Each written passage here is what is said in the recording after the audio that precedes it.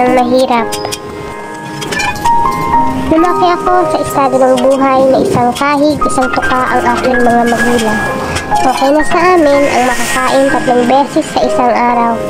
Mga magulang ko na dugo at pawis ang puhunan para may mailatag sa aming hapagkainan.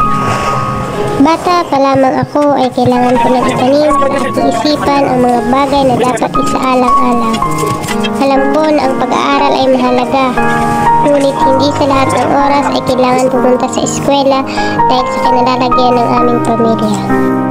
Sinasabi ko na sana may pera kami, sana masagana ang buhay namin. Lahat ng sana ay aking hinahangad, pero paghihirap pa rin sa amin ang lumantad.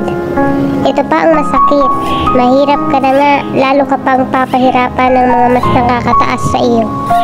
Kaya pangarap ko hanggang ngayon ay magkaroon ng magandang buhay, mairaos man lang ang pamilyang puro hirap ang pinagdadaanan.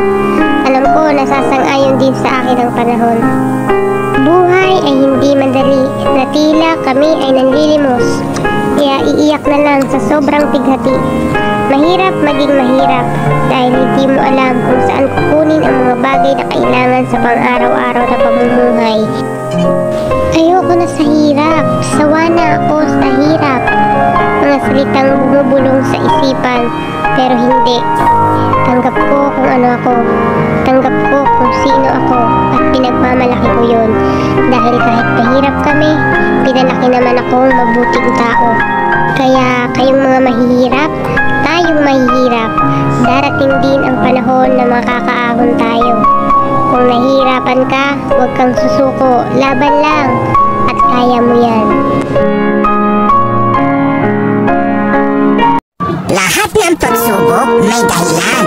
Lahat ng paghihirap may katapusan. Lahat ng problema may solusyon. Lahat ng pagbagsak may pagbangon. Wala tayong hindi kayang lampasan at pagtagumpayan kapag Diyos ang ating maging sandala. Hindi madali ang buhay. At ang lipunan ay napakalupit. Sa mahihirap, sa hindi nakapag-aral, sa walang magandang trabaho, sa walang may pagmamalaki. Pag tumanda ka, 10 years from now, 30 ka na, wala kang trabaho, wala kang pera, di ka nakataas pa dahil mahirap ka pa rin. Maraming kakawawa sa iyo at matakot. Kaya ngayon pa lang at mga tayo ka na for yourself.